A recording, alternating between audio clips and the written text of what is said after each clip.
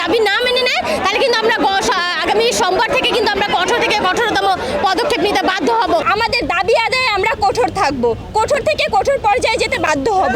আমাদের কিন্তু 7 কলেজের একটা পরিচয় এসেছে ঢাকা সেন্ট্রাল ইউনিভার্সিটি, তাহলে আমাদের ইউজিসির একটা পর্যায়ক্রমিক একটা প্রসিডিউর আছে সব কিছুরই। সেই প্রসিডিউরটা হচ্ছে যে তারা কিভাবে নামটা ঘোষণা করলো, ঘোষণার পরে কথা ছিল যে অন্তর্বর্তী প্রশাসন দাঁড় করাবে, অন্তর্বর্তী প্রশাসনের পরে আমাদের বিশ্ববিদ্যালয়ে একটা বাজেট আছে, একটা অধ্যাদেশ আছে, এই যে পর্যায়ে ক্রমে ক্রমে কাজগুলো করে আসবে।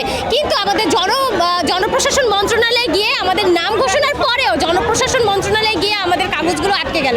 আন্দোলন করার আগে কিন্তু আমরা সুন্দর করে একটা রোডম্যাপ দিয়েছি যে আমাদের দাবি না মানলে এবং যুক্তিক একটা সময় দিয়েছি যে এই সময়ের মধ্যে আমাদের দাবিগুলো মেনে নেন, না নিলে আমরা কঠিন একটা পদক্ষেপে যাব। কিন্তু দেখেন এখনো পর্যন্ত সেই দাবি সময় চলে গিয়ে আমরা আরো সময় দিলাম যে দেখি তারা কি করে, কিন্তু এখনো পর্যন্ত তারা কিছুই করছে না।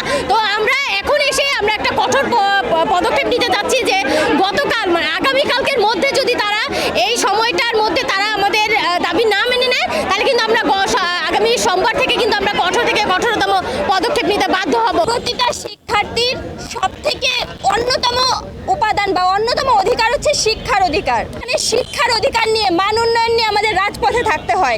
আমাদের প্রতিটা শিক্ষার্থীরই ব্যক্তিগত জীবন আছে, আমাদের ভবিষ্যৎ আছে, কিন্তু আমরা যদি দেখি আমাদের দাবিগুলো পূরণ হচ্ছে না বা আমাদের শিক্ষার মান উন্নয়ন হচ্ছে না, তাহলে আমরা শিক্ষার্থীরা যে প্রান্তেই থাকি না কেন আমাদের দাবি আদায়ে আমরা কঠোর থাকব, কঠোর থেকে কঠোর পর্যায়ে যেতে বাধ্য হব।